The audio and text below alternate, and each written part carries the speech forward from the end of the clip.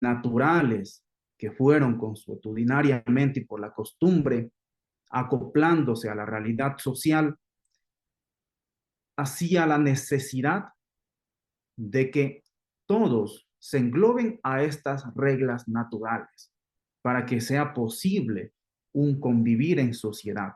Entonces, dentro de los aspectos tenemos la subordinación, un aspecto esencial en un Estado constitucional de derechos y justicia.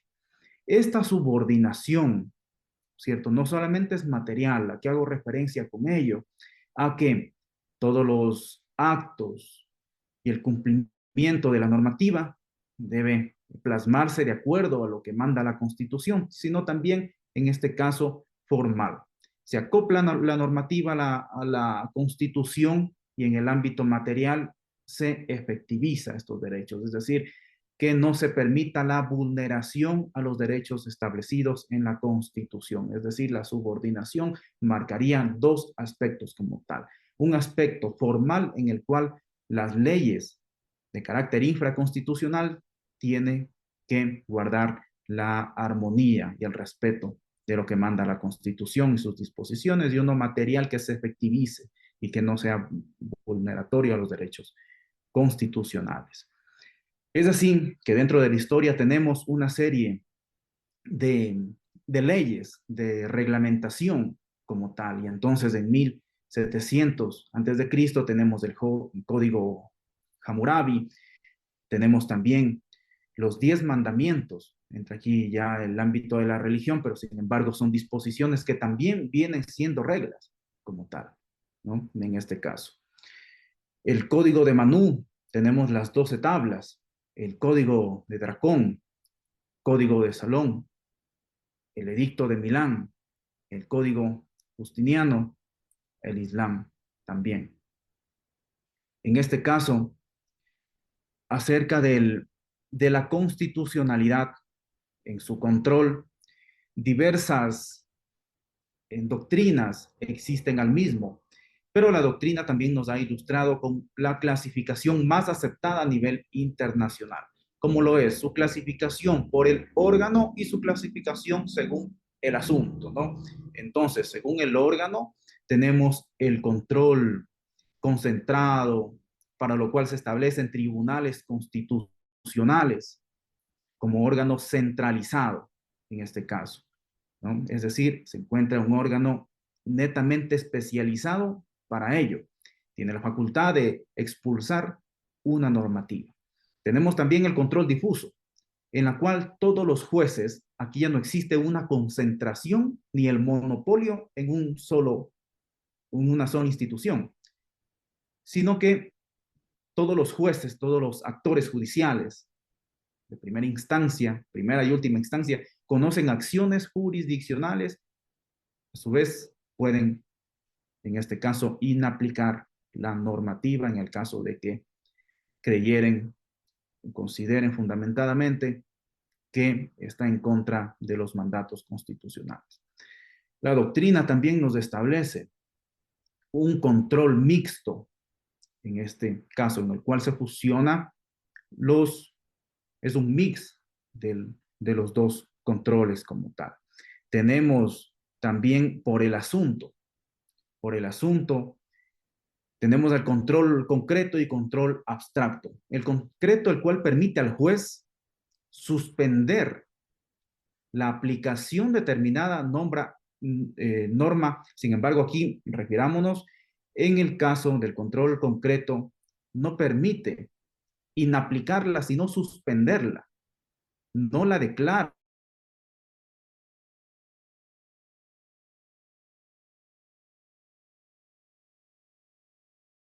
nada norma, mas no la expulsa y la sube en grado ante la Corte Constitucional, quien tiene las competencias para eh, expulsar dicha normativa del ordenamiento jurídico. Tenemos el control abstracto de competencia exclusiva de la Corte Constitucional.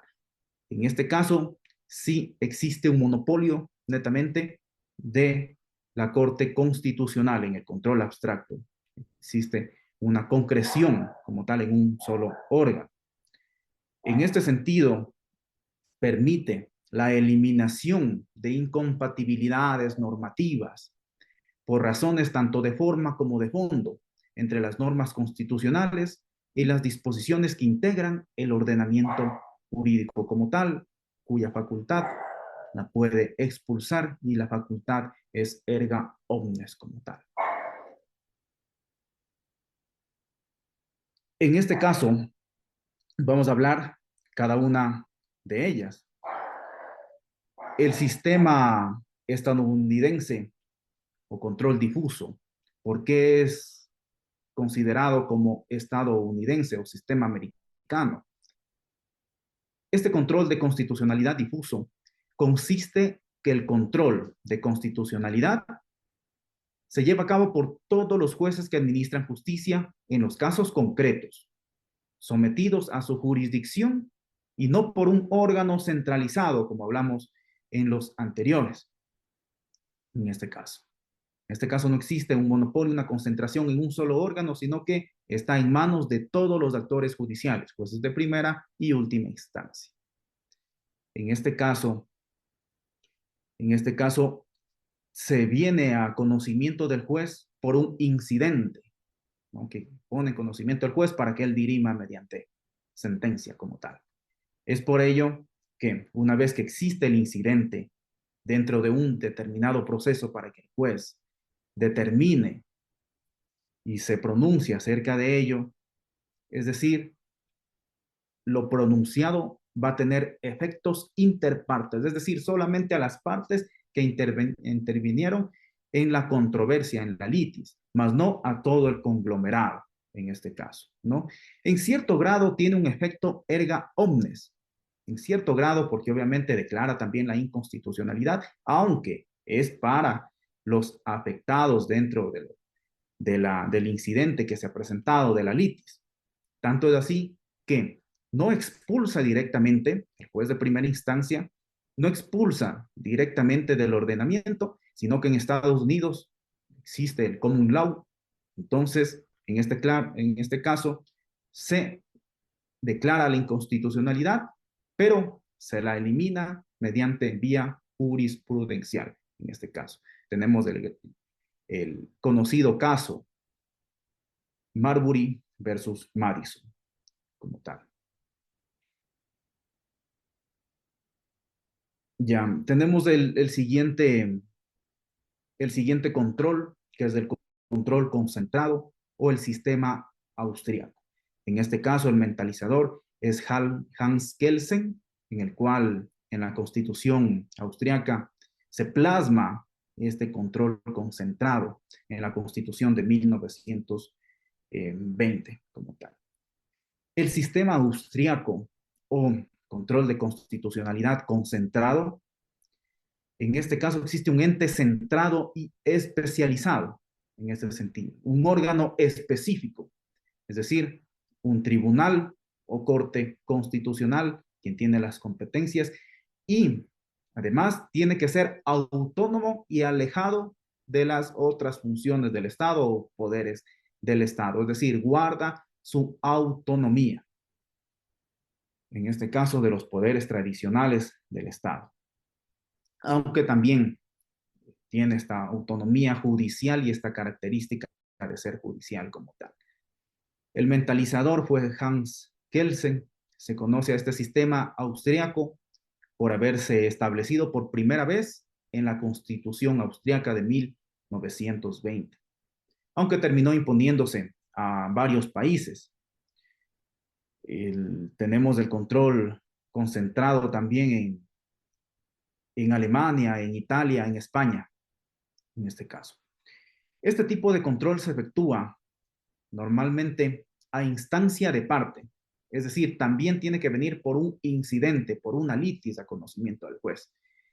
Pero en este caso, cuando existe un órgano centralizado como la Corte Constitucional, sus efectos, sus fallos es para todo el conglomerado, es decir, con efectos erga omnes, no es como el anterior que tenía un efecto interpartes, ¿no? En este caso.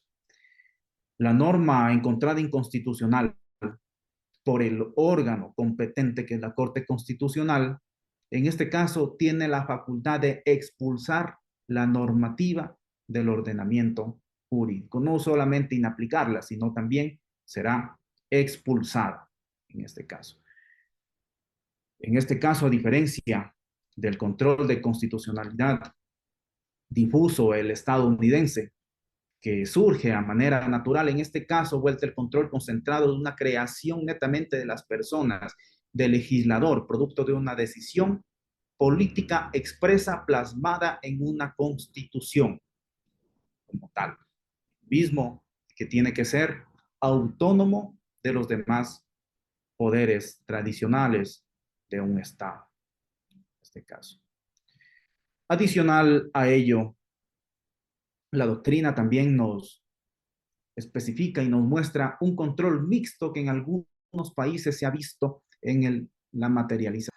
Continuando con la exposición, también la doctrina nos ilustra con el control mixto que en la práctica se ha venido realizando en varios países.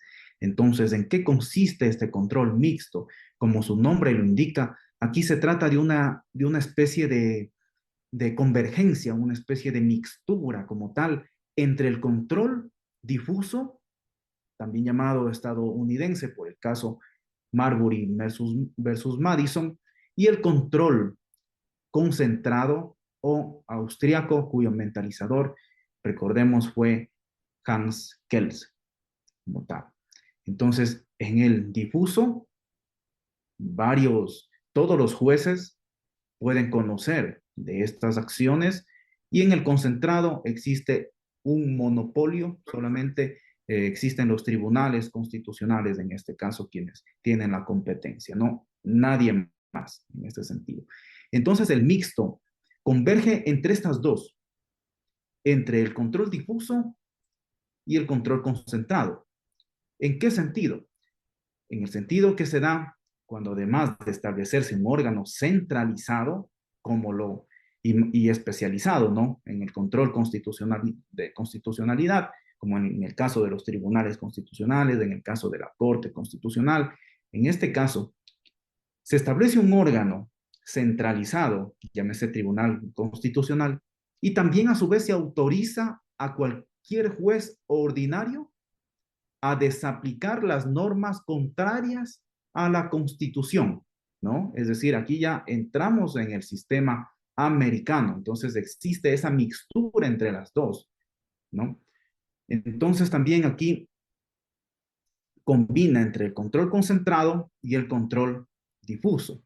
En este caso, la Corte realiza el control de constitucionalidad abstracto de las normas. En este sentido, no es necesario que exista y que se resuelva solamente para quienes acudieron por medio de una demanda, de una acción, por medio de una litis, en este caso, el control de constitucionalidad, en este sentido, hace referencia a que si la norma guarda o no armonía y respeto con la Constitución. Es decir, la sentencia, el fallo que emana de este tribunal, de esta corte, va a ser con efectos erga omnes y va a expulsar la normativa como tal.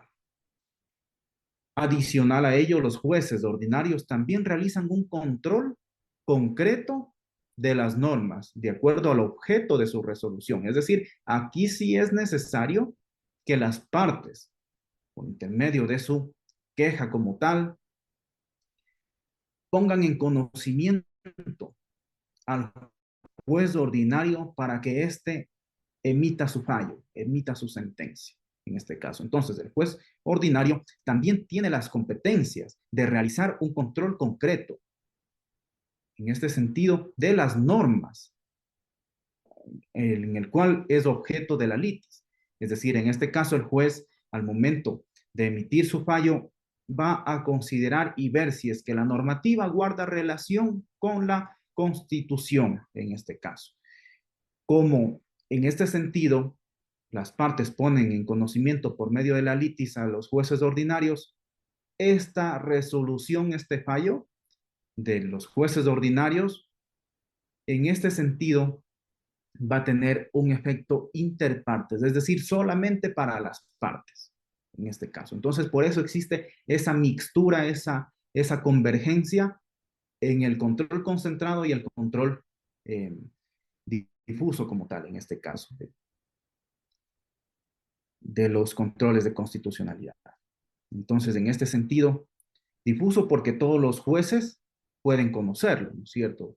Recordemos el control estadounidense en este sentido. Jueces ordinarios de primera y última instancia pueden conocer y pronunciarse acerca de la constitucionalidad o inconstitucionalidad de las normas en este sentido. Entonces, aquí, como podemos ver, existe un control difuso porque todos los jueces ordinarios realizan un control de estas normas y cuyos efectos van a ser interpartes, ¿no? Porque fue por medio de un incidente que llegó en conocimiento al juez, quien tiene que pronunciarse por medio del fallo.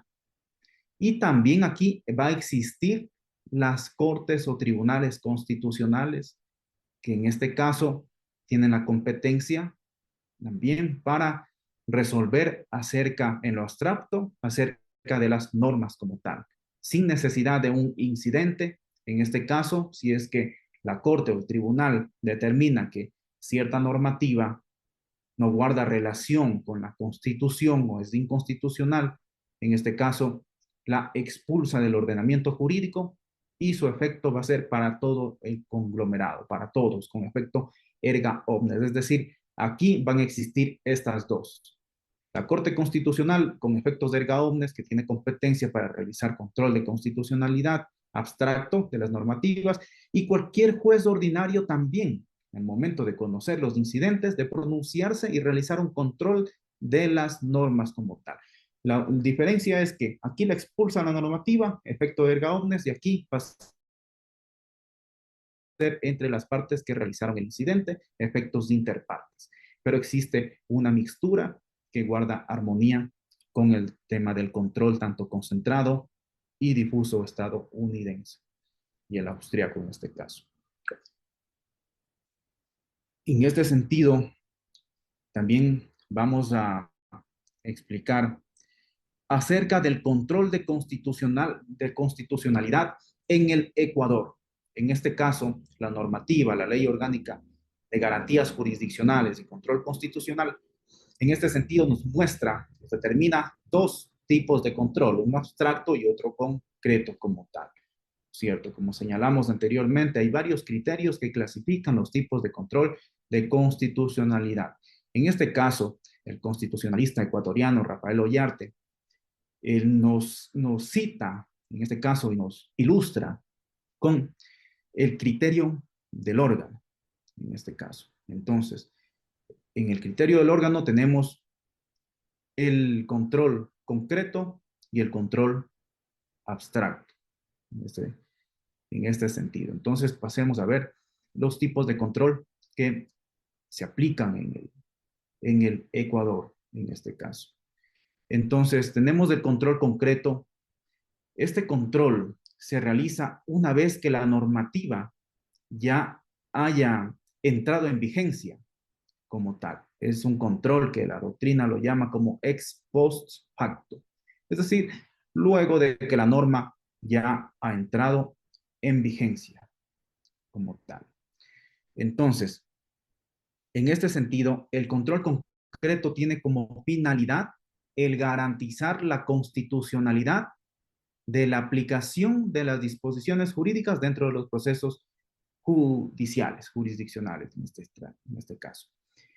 Se trata de un control, una vez ya entrada en vigencia la normativa, en este caso, la Constitución nos manifiesta en ese caso que cuando un juez de oficio, petición de parte, considere que una norma jurídica es contraria a la Constitución, puede ser a los instrumentos internacionales de derechos humanos, que establezcan derechos más favorables que los reconocidos en la Constitución, podrá suspender, en este caso, suspende la tramitación de la causa y remite en consulta con el expediente ante la Corte Constitucional, en este caso. Es decir, el juez de primera instancia no puede pronunciarse sobre la inconstitucionalidad de una norma.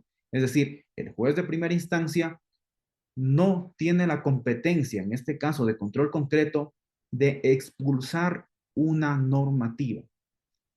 No hay que confundirse en este caso en el que el control concreto tenga si bien es cierto, los jueces de primera y última instancia, los jueces ordinarios en este caso, tienen la facultad de inaplicarla, no quiere decir que tenga la facultad de declararla inconstitucional en este caso, ¿no?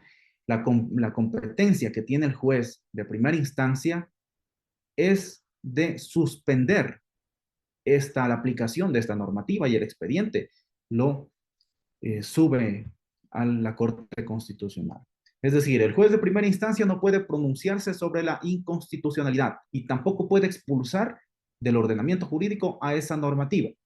Entonces, ¿qué va a hacer en el control concreto el juez? El juez, en el caso de que de manera fundamentada considere que una normativa es inconstitucional, igual es contraria a los tratados de instrumentos internacionales de derechos humanos, en este caso el juez va a suspender la aplicación de la norma, no la expulsa, la suspende y formula la pregunta ante la Corte Constitucional. Entonces, en este caso, una vez que llega ante la Corte Constitucional, esta Corte sí tiene la competencia de conocer, de declarar la inconstitucionalidad de una norma y, por supuesto, expulsarla. Es decir, estos efectos van a ser erga omnes, porque la normativa va a ser expulsada y va a afectar a todo el conglomerado, con efectos erga omnes y no solamente inter partes en este caso.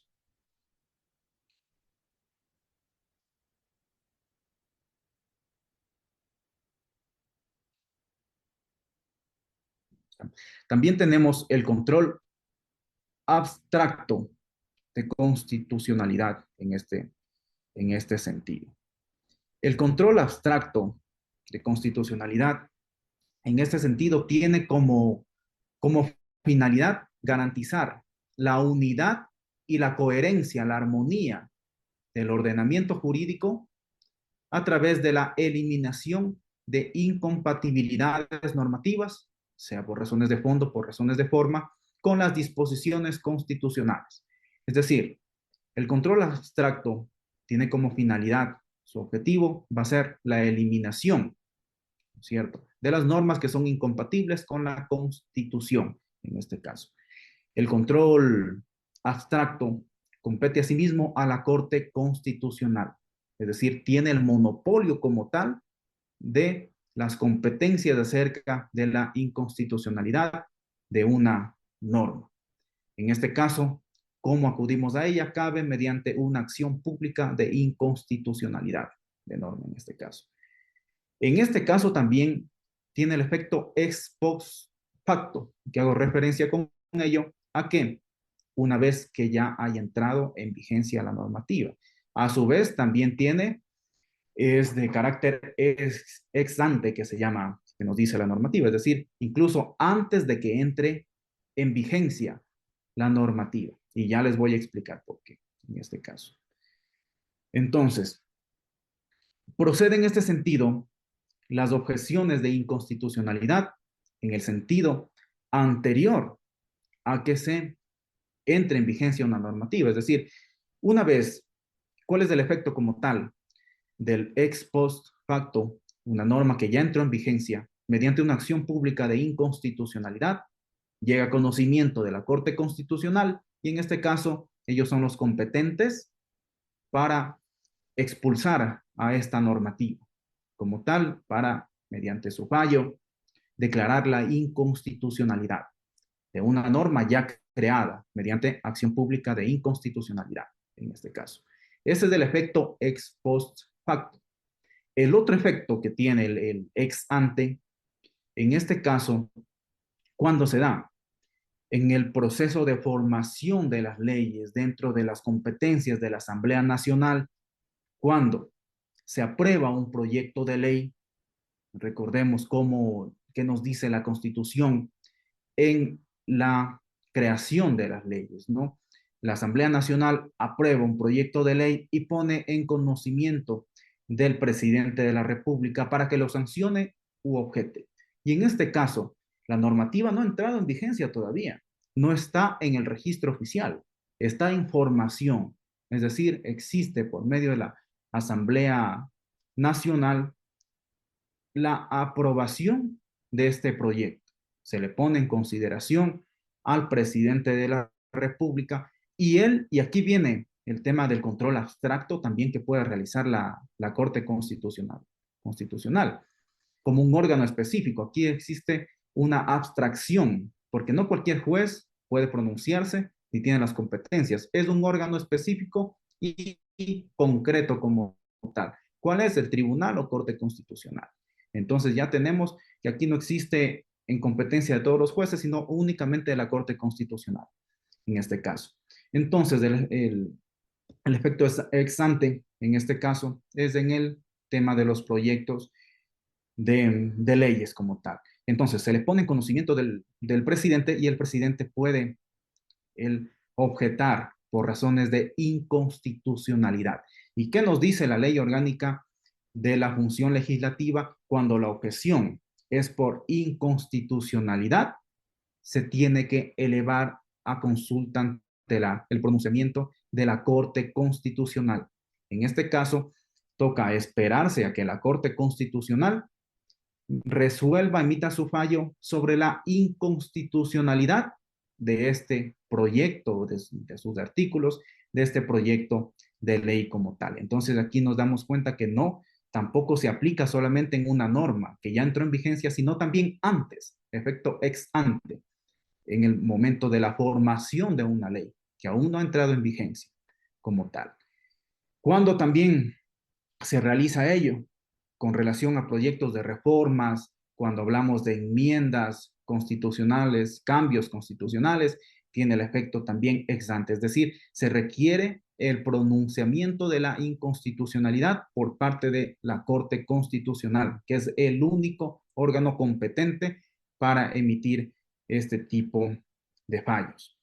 También tenemos en este caso cuando se realiza ex ante en tratados internacionales, cuando el Ecuador, ¿cierto?, quiere firmar, suscribir un tratado, un convenio internacional, pasa por la Asamblea Nacional y a su vez también por la Corte Constitucional que tiene esta competencia de realizar un control abstracto de la normativa. Es decir, aquí no va a existir un incidente, no va a existir partes como tales afectadas en el cual tenga que pronunciarse únicamente entre las partes, sino lo que la Corte Constitucional, en este caso, va a realizar un control objetivo de esta normativa, independientemente del incidente, independientemente del caso a que haya llegado a su conocimiento, es decir, de las personas que mediante incidente hayan puesto en conocimiento. En este caso, ellos no van a aplicar a un caso concreto. La Corte Constitucional, en el control abstracto de la normativa de la Constitución, en este caso no se va a fijar en un caso en concreto, en un caso aplicado a una particularidad, sino para todo el conglomerado, es decir, sus efectos van a ser para todos, erga omnes, y tiene la facultad de expulsar esta normativa. Así también cabe aclarar que la Corte Constitucional también puede realizar un control posterior de las enmiendas, reformas, cambios constitucionales, pero si le corresponde la correspondiente demanda se presenta dentro del plazo de 30 días, nos dice la normativa, ¿no? Entonces, en este caso también puede realizar un control ex ante y un control ex post, es decir, incluso cuando ya haya entrado en vigencia estas enmiendas o reformas constitucionales. Entonces, en este sentido, el control abstracto puede entenderse como la posibilidad de examinar la constitucionalidad de una norma sin hacer referencia a un caso concreto e individualizado. Es decir, no se va a fijar en el incidente como tal o en un solo caso. En este caso, la Corte Constitucional, en aplicación del control abstracto, en este caso, va a hacer un reconocimiento si es que la normativa es constitucional o no, pero no solamente en un caso concreto, ¿no? Como les dije, por eso su efecto para todos, erga omnes. Lo cual no, en este caso, la potestad de ejercer una actividad en el cual se cuestiona la normativa de manera general y abstracta, en este caso sin alusión a un litigio interpartes, ¿no? Entonces, por lo tanto, sus efectos van a ser erga omnes, porque revisa la constitucionalidad de una normativa objetivamente, mas no aplicado en un incidente o en un litigio como tal, en este caso, porque si es que fuera que un pronunciamiento respecto a un caso concreto, sus efectos deberían ser interpartes, ¿no? Pero el control abstracto hace referencia al que la normativa guarde esta unidad, esa coherencia con la Constitución. Por lo tanto, tiene la facultad de expulsarlo del ordenamiento jurídico y al declararla inconstitucional y sus efectos, por tanto, van a ser erga omnes. Ya, en este caso. También tenemos un control constitucional en las garantías jurisdiccionales, ¿no? Recordemos las garantías jurisdiccionales que el anterior compañero lo explicó sumamente bien en este caso. Entonces, de estas garantías, la Corte Constitucional también tiene la competencia de realizar un control de constitucionalidad en las garantías jurisdiccionales. Entonces, la Corte Constitucional, en este caso, en aplicación concreta de la ley y otras normas jurídicas, especialmente mediante la selección de sentencias de garantías jurisdiccionales, es decir, cuando ya ha existido una sentencia, en este caso, recordemos que en el Ecuador, no solamente la Corte Constitucional puede conocer del tema de acciones, de garantías jurisdiccionales, sino también los jueces de primer nivel, jueces ordinarios, conocen una acción de protección, en este caso, ¿no? Acción de habeas data, entre otras. Todas las que el anterior compañero las explicó, las desarrolló, en este caso. En este sentido, la Corte Constitucional tiene la facultad de todas estas sentencias de garantías jurisdiccionales. Recordemos que la ley nos dice que todas las sentencias de garantías jurisdiccionales que realizan los jueces de primer nivel tendrán que poner en conocimiento de la Corte Constitucional. En este caso, suponiendo un juez de primera instancia conoce una acción de protección, su fallo deberá ser también puesto en conocimiento a la Corte Constitucional. ¿Pero con qué objetivo? Aquí viene este objetivo. Aquí viene el objetivo de que la ley dice que se remitan estas sentencias a la Corte Constitucional de todos los jueces de primer nivel, pero obviamente que sean al momento de resolver las garantías jurisdiccionales que las explicó el compañero. Entonces, en este caso, el objeto de remitirlas a la Corte Constitucional es para que realice un control constitucional de las garantías jurisdiccionales. Es decir, mediante la selección de estas sentencias que realizaron los jueces de primer nivel en el conocimiento de garantías jurisdiccionales, debe establecer y relacionar más específicamente los contenidos de la Constitución, los contenidos de los derechos de esta Constitución.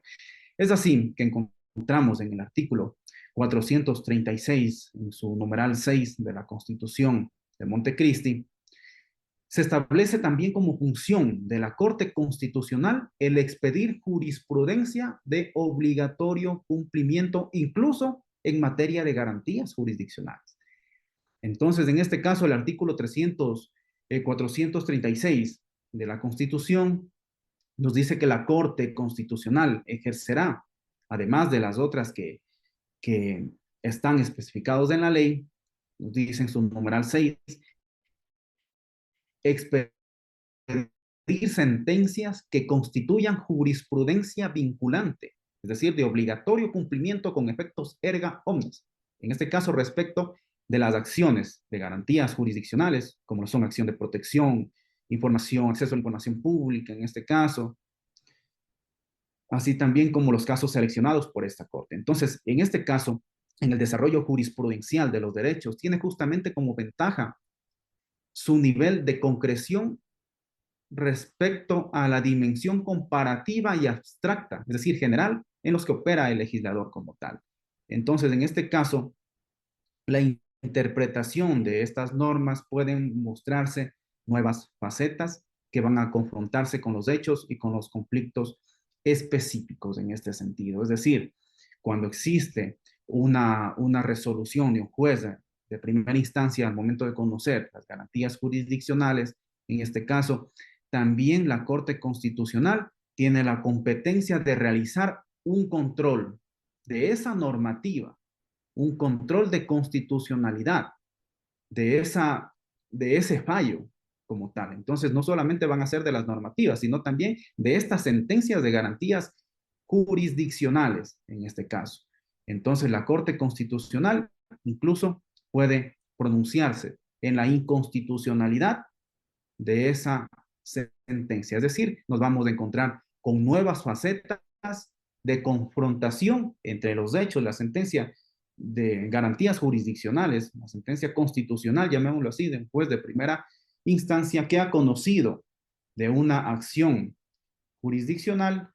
También la Corte Constitucional tiene la competencia de realizar un control a esta sentencia de carácter constitucional.